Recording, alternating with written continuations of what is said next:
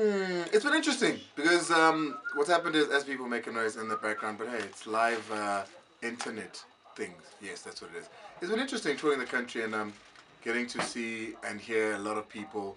But also, what's really been interesting is the opportunities that a lot of people have gotten that they wouldn't have otherwise have gotten. I've loved every minute of it. Being back in music as well, you see how quickly the landscape changes.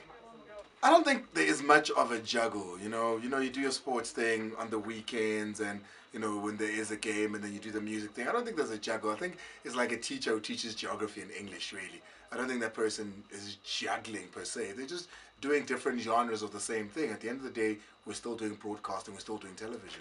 It's going lovely. I married the most beautiful woman in the world, who just happens to be my best friend. All right, cool. And now we have little YOLO.